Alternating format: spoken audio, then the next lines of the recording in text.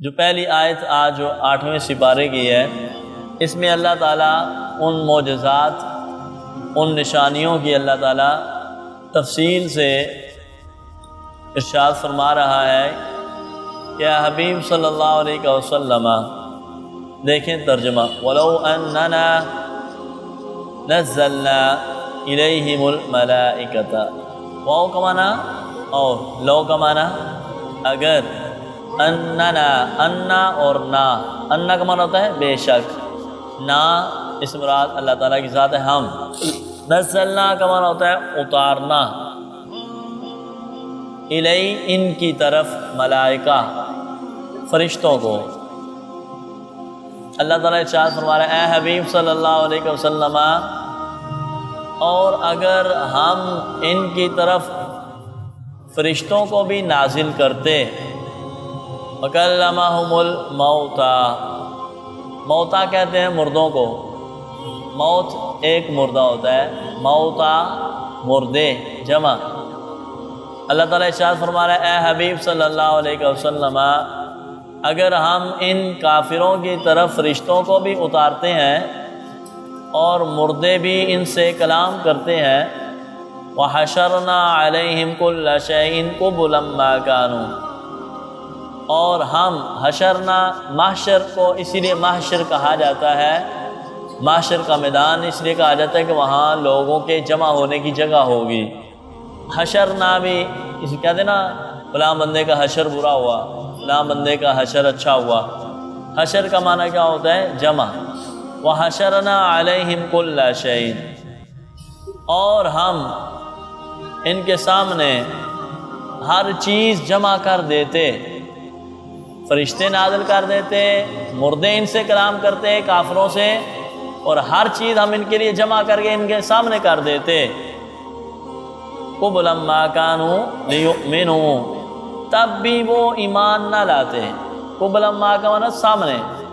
اللہ تعالیٰ ارشاد فرما رہے اگر ہم ان کے سامنے ہر چیز کر دیتے تو یہ کافر اے حبیب تب بھی آپ پر ایمان نہ لا۔ دیکھیں اللہ نے کفر کی مضبوطی کی کتنی بڑی دلیل دیا کہ کافر اپنے کفر میں اتنے پختہ ہیں کہ اگر اللہ ان پر آسمان سے فرشتے بھی نازل کرے اور ان سے مردے بھی کلام کرنا شروع کر دیں، اللہ ہر چیز ان کے سامنے رکھ دے، جمع کر دے، تب بھی یہ اے حبیب آپ پر ایمان الا ان یشاء اللہ، مگر جسے اللہ توفیق عطا فرمائے، مگر جسے اللہ چاہے توفیق عطا فرمائے۔ لیکن اکثر ان میں سے کیا ہے؟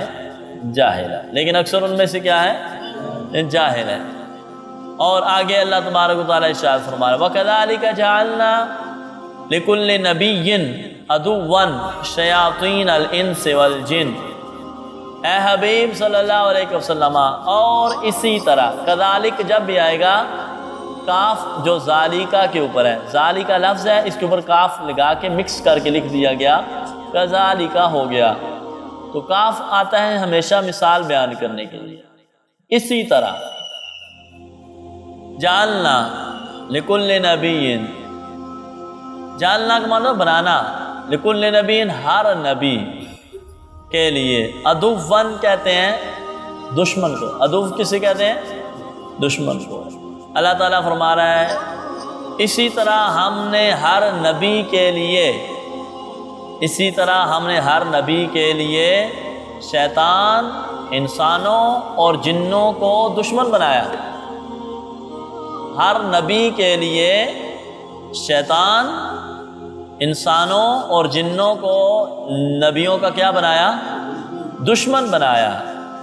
یوحی بعضهم الی بعض زخرف القول غرورا، یوحی لفظ جو ہے اس کا معنی ہوتا ہے وحی کرنا، لیکن اب چونکہ وحی کا لفظ یہاں پہ جو ذکر کیا گیا اس کی نسبت شیطان کی طرف ہے، انسان کی طرف ہے، جن کی طرف ہے، تو یہاں وحی کا معنی نہیں کیا جائے گا، یہاں معنی کریں گے وسوسے ڈالنا۔ کیا ڈالنا؟ وسوسے ڈالتے ہیں ان میں سے بعض کی طرف، ایک دوسرے کی طرف وہ شیطان جو ہے وہ کیا کرتے ہیں؟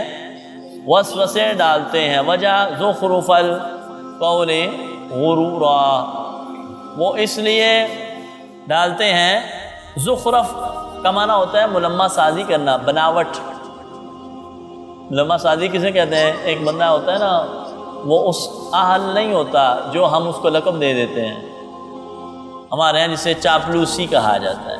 اللہ تعالیٰ ارشاد فرما رہا ہے کہ ان میں سے وسوسے ڈالتے ہیں بعض کی طرف۔ کیوں؟ وجہ کیا ہے؟ وجہ یہ ہے، اللہ تبارک تعالیٰ ارشاد زخرف القول غرورا، وہ اس لیے کہ وہ ملمہ سازی کی باتیں کرتے ہیں لوگوں کو دھوکہ دینے کے لیے، لوگوں کو دھوکہ۔ غرور کا معنی کیا ہوتا ہے؟ اچھا، جو بندہ غرور کر رہا ہوتا ہے وہ بیچارہ اپنے آپ کو دھوکہ دے رہا ہوتا ہے۔ وہ کیا کر رہا ہوتا ہے؟ وہ مغرور ہے، لیکن وہ کیا حقیقت میں کس کو دھوکہ دے رہا ہے؟ اپنے آپ کو دھوکہ دے رہا ہے۔ لوگوں کے سامنے وہ غرور کر رہا ہے، لیکن حقیقت میں وہ اپنے آپ کو کیا دے رہا ہے؟ دھوکہ دے رہا ہے بیچارہ۔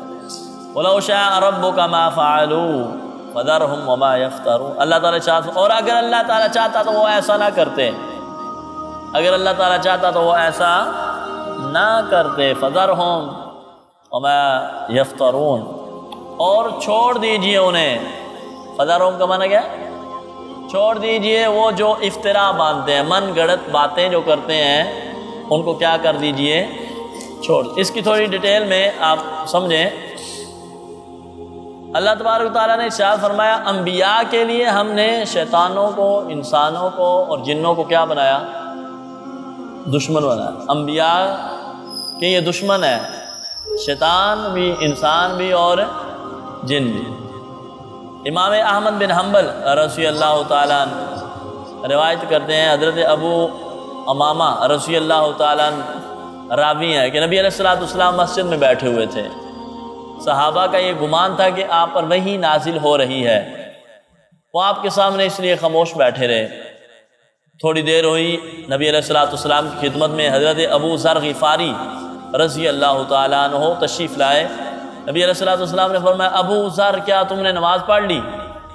عرض کی حضور نہیں پڑھی۔ آپ نے فرمایا جاؤ نماز پڑھو۔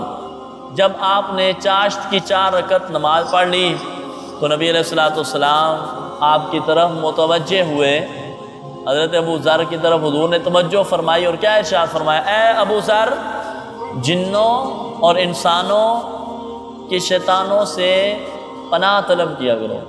لفظوں کو دیکھیے، جنوں اور انسانوں کے شیطانوں سے، جنوں اور انسانوں کے شیطانوں سے کیا طلب کیا کرو؟ پناہ طلب کیا کرو۔ انہوں نے کہا، عرض کی یا نبی اللہ، اے اللہ کے نبی، کیا انسانوں کے لیے بھی شیطان ہوتے ہیں؟ آپ نے فرمایا ہاں، جنوں اور انسانوں کے ساتھ شیطان جو ہوتے ہیں وہ لوگوں کو دھوکہ ڈالنے میں ایک دوسرے کو خوشنما باتیں بتاتے ہیں۔ اس میں ایسا کر لیجئے، مثال کے طور پہ انسانوں کے ساتھ شیطان ہوتے ہیں، جنوں کے ساتھ بھی شیطان ہوتے ہیں، وہ لوگوں کو دھوکہ دینے کے لیے اچھی باتیں بتاتے ہیں۔ اچھی بات یہ ہے کہ مسجد کی طرف نہیں جانا، شیطان بتاتا ہے۔ اللہ کے گھر کی طرف نہیں جانا، قرآن نہیں سمجھنا، پوری رات موبائل یوز کرنا ہے، تھکاوٹ ہو جائے گی مسجد میں تھوڑی دیر بیٹھ جاؤ گے تو۔ یہ شیطان خوشنما باتیں بتاتا ہے دھوکہ دینے کے لیے لوگوں کو۔ رزق حلال نہیں کمانا، جیسا بھی آئے کھاتے پیتے جاؤ، کوئی بات نہیں، ساری دنیا کھاندی ہے تو تمہوں کی مسئلہ ہے۔ کہتے ہیں وہ سارے کھائی جا رہے ہیں، انہوں نے کچھ نہیں ہوتا تو ایسے بھی کھائی جائے۔ بڑا کچھ ہوتا ہے حرام کھانے سے، احساس نہیں ہوتا۔ اور اللہ تبارک و تعالیٰ بعض دفعہ ایک دم جو ہے نا وہ ڈوری انسان کی کھینچتا ہے، سارے معاملات پورے ہو جاتے ہیں۔ سرائے عالمگیر کے اندر ایک شخص تھا، اس نے ڈائریکٹ بجلی کی تاریں جو ہے نا وہ اپنے گھر میں ڈائریکٹ لگائی ہوئی تھی، بجلی جیسے کنڈی کہتے ہیں ڈال دینا۔ وہ بل نہیں دیتا تھا، بدمعاش بھی تھا۔ 3-4 سال اس نے بل نہیں دیا۔ جاؤ تھوڑی ایسی، میں نے کیا کر لو گے؟ لوگ ڈرتے بھی تھے محکمے کے اسے، تو ڈائریکٹ اس نے بجلی ڈالی ہوئی تھی، ہر چیز استعمال کرتا تھا، اے سی، فریج، یہ وہ ہر شے۔ 4-5 سال اس نے بل نہیں دیا۔ اس کے گھر اولاد نہیں تھی۔ 5-6 سال بعد جب اس کے گھر میں بیٹا ہوا تو اس کے پاخانے کی جگہ ہی نہیں تھی۔ تو ڈاکٹروں نے کیا کہا، بھائی 4-5 لاکھ روپیہ لگے گا، پھر اس کے پاخانے کی جگہ بن جائے گی، ہم آپریشن کریں گے۔ تو مالک نے اکٹھا بل لے لیا. مالک نے کیا کیا؟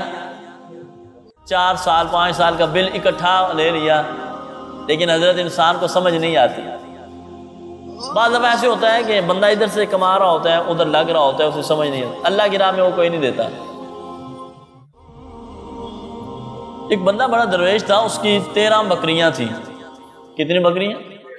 13 بکریاں اس نے رکھی ہوئی تھی. 12 بکریاں جو ہوتی تھیں وہ ان کے بچے شچے پیدا کرتا تھا، سارا کچھ کرتا تھا ان کی. تو اس سے پوچھا گیا تم سال کے کتنا کما لیتے ہو ان بکریوں سے؟ پیسے کماتا ہوں. انہوں نے کہا میں 6-7 لاکھ روپیہ کماتا ہوں. کتنا پیسہ کماتا ہوں ان بکریوں سے؟ میں سارے خرچے نکال کے 6-7 لاکھ روپیہ سال کا کماتا ہوں، مطلب مہینے کا 50,000 روپیہ. تو جو 50,000 کما رہا ہے وہ تو ایزی زندگی گزار رہا ہے. بندے نے پوچھا کہ 12 بکریوں کی سمجھ آ گئی کہ تم نے ان کو رکھا ہوا ہے، پالتے ہو، آگے دودھ بیچتے ہو سارا، لیکن ایک یہ جو بکری رکھی ہوئی ہے، وہ کہتا ہے اس بکری کا میں نہ دودھ بیچتا ہوں نہ میں اس سے کوئی فائدہ لیتا ہوں. کہا کیا کرتے ہو؟ کہا یہ بکری ہر سال بعد 2 بچے دیتی ہے. کتنے بچے دیتی ہے؟ 2. بکرا ہوتا ہے تو میں اسے قربانی کر دیتا ہوں. ایک بکرا ہر سال میں اس سے کیا کرتا ہوں؟ قربانی کرتا ہوں. اور جو دوسرا بچہ ہوتا ہے میں اسے اللہ کی راہ میں صدقہ کر دیتا ہوں. اس کی ترقی کا جو راز تھا وہ اللہ کی راہ میں صدقے کی وجہ سے تھا. بعض دفعہ انسان اللہ کی راہ میں جو اخلاص کے ساتھ دے رہا ہوتا ہے وہ باقی سارے معاملات کو سیو کر رہی ہوتی چیز. تو ہمیں بھی اللہ کی راہ میں کچھ اس طرح کے انویسٹ کرنا چاہیے طریقے کے ساتھ. تو یہاں پہ شیطان بندے کو برے کاموں میں ڈال کے اسے خوشنما باتیں بتاتا ہے.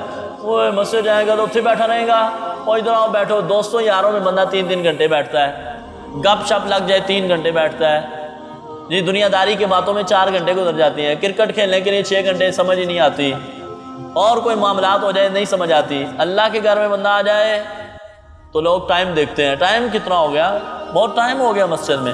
شیطان خوشنما باتیں ان کو بتاتا ہے، وہ مسجد میں آ گیا تو صوفی بن جائے گا، جان چھوڑ مسجد کی باہر آ. تو شیطان کیا کرتا ہے؟ خوشنما باتیں اس کے دل میں ڈالتا ہے. چھوڑ پڑا مسجد میں جائے گا تو حاجی بن جائے گا، صوفی بن جائے گا، مولوی بن جائے گا، درویش بن جائے گا، لوگ تجھے کیا کہیں گے. چھوڑ پڑا ادھر آ، 4 دن کی زندگی ہے، عیاشی کر لے. کوئی بندہ پھر بڑھاپے میں جا کے نمازیں پڑھ لیں گے. تو شیطان کیا کرتا ہے؟ انسان کو خوشنما باتیں ڈال کے دھوکے میں رکھتا ہے. یاد رکھیں روح 2 قسم کی ہوتی ہے. بات لمبی ہے. روح کتنی قسم کی ہوتی ہے؟ یہ چیز نوٹ کرنے والی، یاد رکھنے والی. ایک روح پاکیزہ ہوتی ہے، ایک روح پلیت ہوتی ہے. ایک روح پاکیزہ ہوتی ہے، ایک روح کیا ہوتی ہے؟ پلیت ہوتی ہے، ناپاک ہوتی ہے. روح جو پاکیزہ ہوتی ہے یہ فرشتے ہوتے ہیں. کیا ہوتے ہیں؟ فرشتے پاکیزہ روح ہیں. جو ناپاک روح ہے یہ شیطان ہے، شیاطین. جو پاکیزہ روحیں ہوتی ہیں نا وہ لوگوں کو نیکی کا حکم دیتی ہیں، اور جو پلید روحیں ہوتی ہیں وہ لوگوں کو برائی کا حکم دیتی ہیں. یاد رکھیں. اور پھر ایسا ہوتا ہے کہ پاکیزہ روحوں کی طرف سے حضرت انسان کو کوئی مناسبت ہو جائے، ان فرشتوں کے ساتھ کوئی مناسبت ہو جائے، پھر اس پر خیر کا غلبہ آ جائے، پھر اس کے ذہن میں کوئی بات ڈال دی جائے تو شریعت کی اصطلاح میں اسے الہام کہا جاتا ہے. کیا کہا جاتا ہے؟ اللہ کے ولیوں کو الہام ہوا. کیا ہوا؟ الہام ہوتا ہے. اور شیطان کی طرف سے اگر کوئی بری باتوں کا اس پر غلبہ آ جائے تو ان بری باتوں کے غلبے کی وجہ سے کہا جاتا ہے اس کو شیطان نے وسوسے میں ڈال دیا. اس کو شیطان نے کس میں ڈال دیا؟ وسوسے میں ڈال دیا. تو یہاں سے اس آیت میں اللہ تعالیٰ یہی بتاتا ہے کہ شیطان جن اور شیطان انسان، شیطان جن اور شیطان انسان لوگوں کو دھوکے میں ڈالنے کے لیے برائیوں کو اچھا دکھاتے ہیں، برائیوں کو اچھا کر کے دکھاتے ہیں. ہر بندہ بچے سے لے کے بوڑھے تک ٹک ٹاک بنا رہا ہے، برائیوں کو اچھا دکھایا جا رہا ہے. ہر بندہ بوڑھے سے لے کے 80 سال کے بابے سے لے کے 6 سال 5 سال کے بچے تک ٹک ٹاک بنا رہا ہے۔ وہ معاشرے میں مشہور ہونے کے لیے وہ کیا کر رہے ہیں؟ ہر برا کام کر رہے ہیں۔ جو 50 سال کا بزرگ ہے جس کے چہرے پہ داڑھی آ گئی، وہ ناچ رہا ہے، وہ گا رہا ہے، وہ بے حیائی کے کام کر رہا ہے، تو پتہ لگا اس کو شیطان نے برے کاموں میں ڈال دیا، اس کو شیطان نے غلط کاموں میں ڈال دیا ہے۔ یہ شیطان کیا ہے؟ یہ انسان کے ساتھ اس کا دوست بن گیا۔ اسی لیے نبی علیہ الصلوۃ والسلام نے کیا، اللہ نے یہاں پہ کیا فرمایا؟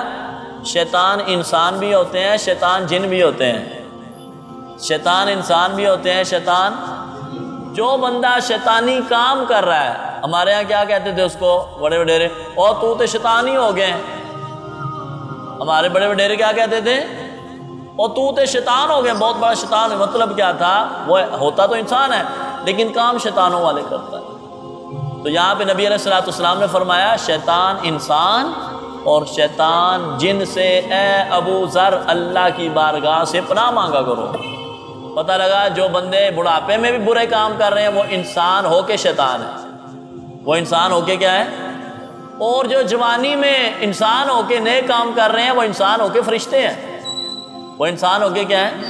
فرشتے ہیں۔ سنیں مسلم شریف کی حدیث، حضرت عبداللہ بن مسعود رضی اللہ تعالیٰ عنہ بیان کرتے ہیں، نبی علیہ الصلوۃ والسلام نے ارشاد فرمایا ہر شخص کے ساتھ ایک جن پیدا ہوتا ہے۔ ہر انسان کے ساتھ کون پیدا ہوتا ہے؟ جن پیدا۔ نالج کی بات، صحابہ نے عرض کی یا رسول اللہ صلی اللہ علیہ وسلم کیا آپ کے ساتھ بھی جن پیدا کیا گیا تھا؟ نبی علیہ الصلوۃ والسلام نے فرمایا ہاں میرے ساتھ بھی جن پیدا کیا گیا تھا، اللہ تعالیٰ نے میری مدد فرمائی اور وہ مسلمان ہو گیا۔ اب وہ ہمیشہ نیکی کے سوا مجھے کوئی برا مشورہ نہیں دیتا۔ اب یہاں پہ پتہ لگا کہ انسان جو برے کام کرتے ہیں اس کے ساتھ جن شروع سے ہی پیدا ہوتا ہے۔ اب وہ جن برا ہے تو اس کو برے کام سکھائے گا، اگر وہ جن انسان ہے تو اس کو سیدھے کام سکھائے گا۔ یہاں پہ نبی علیہ الصلوۃ والسلام نے ارشاد فرمایا کہ نبی علیہ الصلوۃ والسلام کا دل، آپ کی زبان مبارک، آپ کا جسم مبارک جو ہے شیطان کے ہر قسم کے حملے سے محفوظ ہے۔ نبی علیہ الصلوۃ والسلام کا جسم مبارک شیطان کے ہر حملے سے کیا ہے؟ محفوظ ہے۔ اس لیے شیطان جو ہے نا وہ حضرت انسان کو وسوسے میں ڈال کر کیا کرتا ہے؟ شیطان بندے کو کفر کی طرف لے جاتا ہے، ظلم کی طرف لے جاتا ہے، توحید، رسالت، مرنے کے بعد اٹھنے، قیامت، جنت، دوزخ، ان تمام چیزوں کا انکار کرواتا ہے شیطان۔ اور فرشتہ کیا کرتا ہے؟ اللہ اور اس کے رسول، قرآن مجید، نماز، روزہ، حج، زکوٰۃ، ہر قسم کی اچھی باتیں جو ہے وہ فرشتہ اس کے دل میں ڈالتا ہے۔ تو فرشتے کی طرف سے القاء جو ہوتا ہے اسے الہام کہا جاتا ہے، اور شیطان کی طرف سے جو بات ہوتی ہے اسے کیا کہا جاتا ہے؟ وسوسہ کہا جاتا ہے۔ اب یہاں پہ آپ نے پڑھا اسی آیت کے نیچے، اگر اللہ تعالیٰ چاہتا تو وہ ایسے نہ کرتے، اس کا مطلب ہے اللہ تعالیٰ چاہتا ہے برے کام کریں؟ نہیں۔ دیکھیں اس جملے کا کتنا پیارا جواب دیا گیا۔ اللہ تعالیٰ کی مشیت یہ ہے بعض نیک لوگ ان شیاطین کی سازشوں اور وسوسوں کی وجہ سے ضرر میں مبتلا ہوں۔ یہ جو اللہ نے فرمایا نبیوں کے لیے میں نے شیطانوں اور جنوں کو کیا بنایا؟ بولے حاضر ہے نا، دشمن کیا بنایا؟ دشمن بنایا۔ کیوں؟ اللہ تعالیٰ فرما رہے بعض نیک لوگوں کو ان شیاطین کی سازشوں اور وسوسوں کی وجہ سے اللہ ضرر میں مبتلا کرتا ہے، تکلیف میں مبتلا کرتا ہے، پھر اللہ تعالیٰ ان شیاطین کو آخرت میں سزا دے گا، اور نیک لوگوں کو ان کے امتحان میں مصیبت آنے کی وجہ سے اور مصیبتوں پر صبر کرنے کی وجہ سے اللہ تعالیٰ انہیں جنت عطا فرمائے گا۔ اللہ کیا عطا فرمائے گا؟ جنت عطا فرمائے گا۔ تو اس لیے ابلیس اور اس کے پیروکاروں کو ان کی حالت پہ چھوڑ دینا چاہیے۔ اس لیے نبی علیہ السلام نے ارشاد فرمایا کہ اللہ کی مشیت یہ ہے کہ اللہ تبارک و تعالی پہلے انسان کو مصائب میں مبتلا کرتا ہے، شیطان کو دوزخ میں ڈالا جائے گا، اور حضرت انسان کو ان مصائب پر صبر کرنے کی وجہ سے اللہ جزا عطا فرمائے گا، جنت عطا فرمائے گا۔ وَلِتَصْغَى إِلَيْهِ أَفْئِدَةُ الَّذِينَ لَا يُؤْمِنُونَ بِالْآخِرَةِ وَلِيَرْضَوْهُ وَلِيَقْتَرِفُوا مَا هُمْ مُقْتَرِفُونَ۔ اللہ تبارک و تعالیٰ تیسری آیت میں ارشاد فرما رہا ہے، تسغیٰ کا معنی ہوتا ہے مائل کرنا۔ تسغیٰ کا معنی کیا ہوتا ہے؟ مائل کرنا، تاکہ اللہ تعالیٰ مائل کر دیں ان لوگوں کے دل۔ مائل کا معنی کیا ہوتا ہے؟ مائل کا معنی پھیر دینا بھائی، مائل کا معنی کیا ہوتا ہے؟ پھیر دینا۔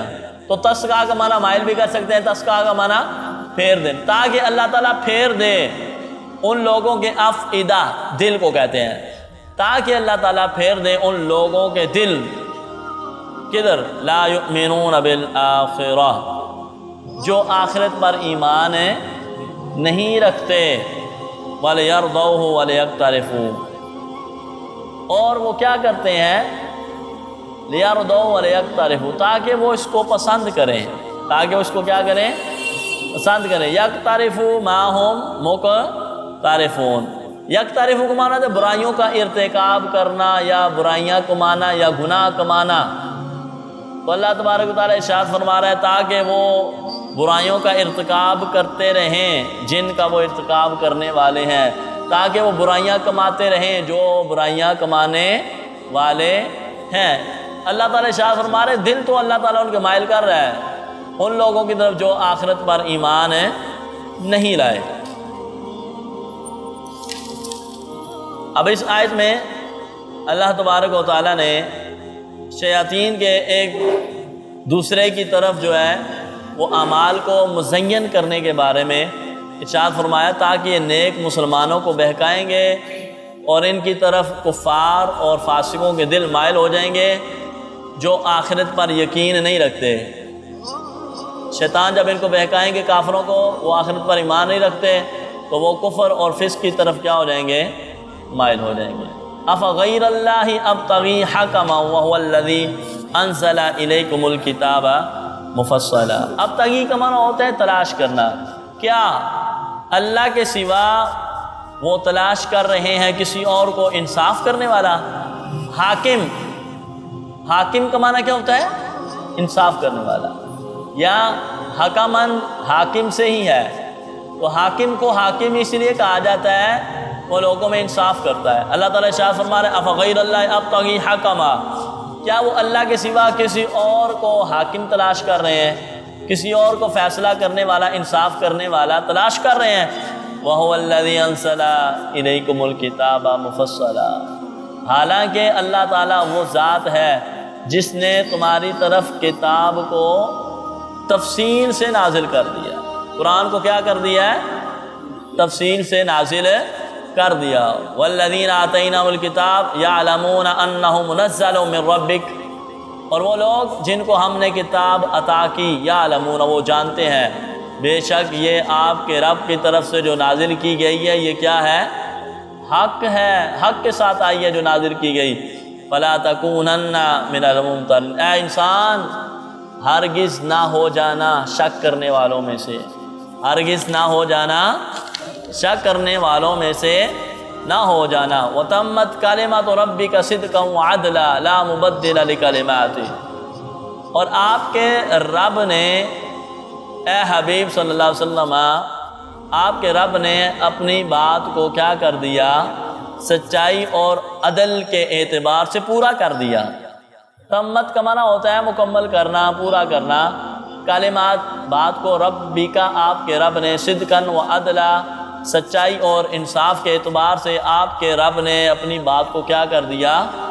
پورا کر دیا۔ لا مبدل لکلماتی، اللہ اپنے بات کو تبدیل کرنے والا نہیں ہے۔ وہو السمیع العلیم، اور وہ سننے والا، جاننے والا ہے۔ کلمہ، کلمہ کیا ہے اس کو سمجھیں۔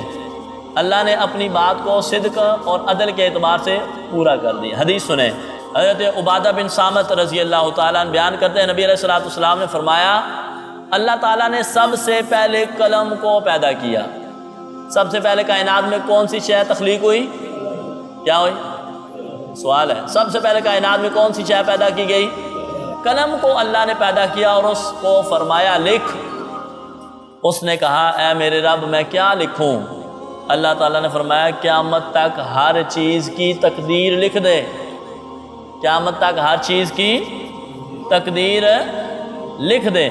تو اب یہاں پہ اللہ تبارک و تعالیٰ نے اس آیت میں بتایا کہ جو انسان ابھی پیدا نہیں ہوا، قیامت تک جنہوں نے پیدا ہونا تھا جنت دوزخ پہلے اوکے ہو چکے ہیں۔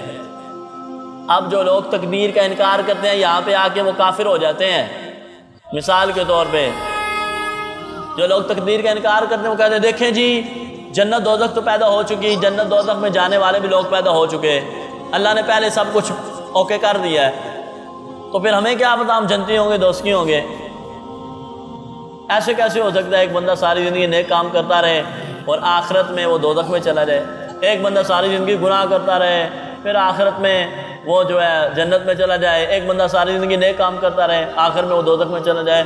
یہ انصاف نہیں ہے، یہ بات سمجھ نہیں آتی۔ تقدیر میں ایسا کیوں لکھ دیا گیا؟ ایسا نہیں تھا، الفاظ کا ہیر پھیر ہے، لفظوں کو سمجھیں۔ جس انسان نے مستقبل میں جو کرنا تھا، جس انسان نے جس روح نے دنیا میں آ کر جو کچھ کرنا تھا اللہ نے وہی لکھا۔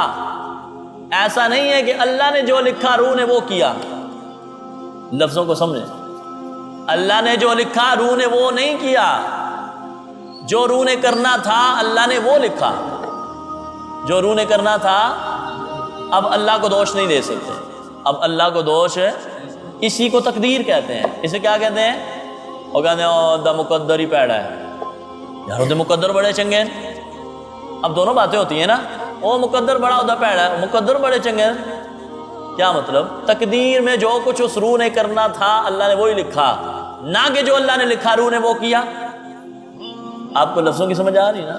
اگر کوئی بندہ اس طرح کے اعتراض کرے تو اس کو یہ جواب دیں بھائی حضور نے فرمایا اللہ نے ہر چیز کو کیا کر دیا، حکم دیا، اس نے لکھ دیا۔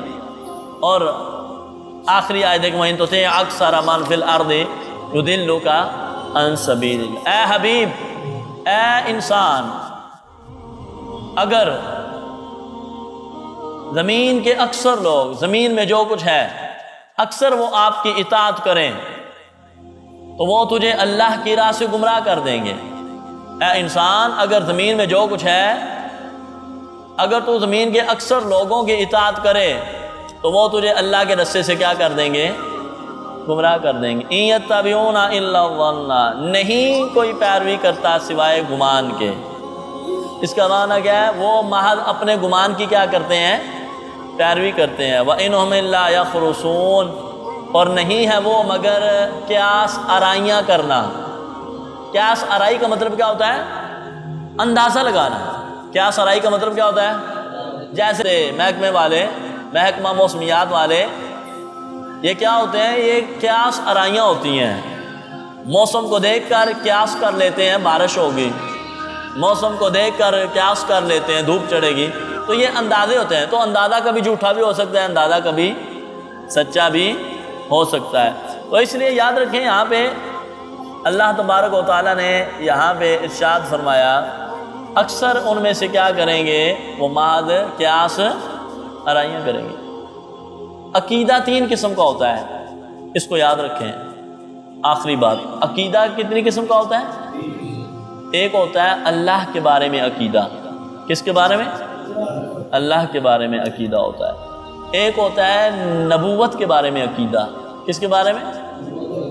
تیسرا ہوتا ہے شریعت کے بارے میں عقیدہ۔ کس کے بارے میں؟ یہ نالج کی بات ہے، بڑی اچھی ہے، سمجھنے والی ہے۔ اللہ کے بارے میں عقیدہ کیا ہے؟ جو شخص خدا کے وجود کو نہ مانے، اللہ کے عقیدے میں یہ گمراہی ہے۔ اللہ کے بارے میں جو بندہ عقیدے میں گمراہی کرتا ہے وہ یہ ہے کہ وہ اللہ کے وجود کو نہیں مانتا۔ جیسے دہریے لوگ، دہریے یا ایک خدا کے علاوہ زیادہ خدا ماننے والے، جیسے مشرکین اور بت پرست ہیں، وہ کہتے ہیں لات اور عزیٰ یہ بت ہمارے چھوٹے خدا ہیں، وہ بڑا خدا ہے۔ تو ایک خدا کے علاوہ زیادہ خدا ماننے والے وہ کیا ہیں؟ اللہ کے بارے میں جو عقیدہ رکھنے ہیں وہ گمراہ ہیں۔ وہ کیا ہیں؟ یا وہ لوگ جو خدا کے بارے میں خدا کو بیٹا مانتے ہیں، خدا کو کیا مانتے ہیں؟ جیسے عیسائی حضرت عیسیٰ کو اور یہودی حضرت عزیر کو خدا کا بیٹا مانتے ہیں۔ سمجھ آ رہی بات؟ نبوت کے عقیدے میں گمراہی کیا ہے؟ نبوت کے عقیدے میں گمراہی یہ ہے کہ نبی علیہ الصلوۃ والسلام مطلقاً کسی نبی کو ماننا ہی نہ، جیسے ہندو کسی نبی کو نہیں مانتے، سکھ، بدھ مت، یا نبی علیہ الصلوۃ والسلام کی ختم نبوت کے بعد کوئی بندہ نبی مانے، جیسے مرزائی، بہائی، دیندار، یہ لوگ جو ہیں حضور کے بعد نبی مانتے ہیں۔ ایسے ہی جو نبی علیہ الصلوۃ والسلام کے صحابہ پر تبرہ کرتے ہیں، طعن و تشنیع کرتے ہیں، لعن طعن کرتے ہیں، رافضی حضرات، یا پھر جو ایسے لوگ ہیں جو نبی علیہ الصلوۃ والسلام کے آل کو برا کہتے ہیں، ان کو ناسبی کہا جاتا ہے، یا دونوں کو برا کہنے والے جیسے خارجی، یا نبی علیہ الصلوۃ والسلام کی بے ادبی کرتے ہیں، نبی علیہ الصلوۃ والسلام کی زیارت کے لیے سفر کرنے کو حرام کہتے ہیں، اور بتوں کے حق میں جو نازل شدہ آیتیں ہیں وہ مسلمانوں پر منطبق کرتے ہیں۔ ایسا عقیدہ رکھنے والا کیا ہوتا ہے؟ حضور کے بارے میں ایسا عقیدہ رکھنے والا، شریعت میں گمراہی کیا ہے یہ سننے والی، شریعت میں گمراہی جس کام کو نبی علیہ الصلوۃ والسلام نے حرام قرار دے دیا اس کو مستحب جاننا، جس کام کو نبی علیہ الصلوۃ والسلام نے حرام قرار دے دیا اس کو جائز ماننا، اس کو کیا ماننا؟ مستحب کا معنی کیا ہوتا ہے؟ جائز ماننا، جیسے ماتم کرنا، جیسے نبی علیہ الصلوۃ والسلام نے اس کو منع کیا ہوا ہے۔ حضور نے پیٹنے کو، مارنے کو کیا کیا ہوا ہے؟ منع کیا۔ اب کوئی جائز قرار دے تو وہ کیا کر رہا ہے؟ شریعت میں گمراہی کر رہا ہے، شریعت کے احکامات میں کیا کر رہا ہے؟ یا جس کو نبی علیہ الصلوۃ والسلام نے حرام نہیں قرار دیا اس کو حرام جاننا، جس کو حضور نے حرام قرار نہیں دیا اس کو حرام کہنا، یہ بھی گمراہی ہے۔ مثال کے طور پر ہمارے ہاں اہل سنت میں تاریخ مقرر کر کے ایصال ثواب کرنا، حضور نے منع نہیں کیا، حضور نے حرام قرار نہیں دیا، اب کہتے ہیں جی تیجا کتھے ہے، چوتھا کتھے ہے، 40واں کتھے ہے۔ بھائی یہ دن مقرر کیے ہیں، مقصد ایصال ثواب ہے۔ مقصد کیا ہے؟ ایصال ثواب۔ اب اگر ان چیزوں کو، تیسرے کو، چوتھے کو، چیلم کو، عرس کو، 11ویں کو، ان کو کوئی بندہ حرام قرار دے تو حضور نے تو ان کو منع ہی نہیں کیا، وہ شریعت میں گمراہی کر رہا ہے، وہ شریعت کے احکامات میں کیا کر رہا ہے؟ میلاد شریف کے عنوان سے حضور کی شانیں بیان کرنا، حضور نے میلاد نہیں منایا، حضور کی سیرت کا ذکر کرنا، حضور کے صحابہ نے نہیں ایسا کیا، حضور نے منع بھی نہیں کیا۔ تو اب وہ شریعت کے کاموں میں جن میں نبی علیہ الصلوۃ والسلام نے جن کو حرام قرار نہیں دیا، یہ حرام قرار دے کے کیا کر رہا ہے؟ شریعت کے احکام میں کیا کر رہا ہے؟ نماز سے پہلے درود نہیں پڑھنا، نماز کے بعد کوئی نہیں پڑھنا، نماز سے آگے نہیں پڑھنا، نماز سے پیچھے نہیں پڑھنا۔ اگر کوئی بندہ ان کو حرام قرار دے وہ شریعت کے احکام میں کیا کر رہا ہے؟ کیا کر رہا ہے؟ لیکن ایک لفظ یاد رکھیں، ہم بھی گمراہ ہو سکتے ہیں کس وقت؟ جب کوئی بندہ ان چیزوں کو فرض یا واجب کر دے، ان چیزوں کو کہ نہیں تو تیجا نہ کیتا تو کافر ہی ہو جائے گا، واجب ہے، فرض ہے، کوئی فرض نہیں۔ کوئی کہے 10واں کرنا تھا اور کیوں نہیں کیتا تو گناہگار ہو گیا، نہیں گناہگار ہوا، واجب نہیں ہے، فرض نہیں ہے، جائز ہے۔ کیا ہے؟ اگر کوئی کہے تو نے اب اپنے مرشد کا عرس نہیں کیا تو کافر ہو گیا، تو کیسا مرید ہے؟ نہیں کافر ہوا، عرس واجب نہیں ہے، فرض نہیں ہے۔ 40واں فرض نہیں، واجب نہیں۔ اگر کوئی کہے واجب کر، تیرے اوپر تو واجب تھا، فرض تھا، کہنے والا بندہ گمراہ ہوگا، شریعت نے اس کے اوپر واجب قرار نہیں دیا۔ بات سمجھ آ گئی؟ اللہ تعالی ہمیں عمل کی توفیق عطا فرمائے۔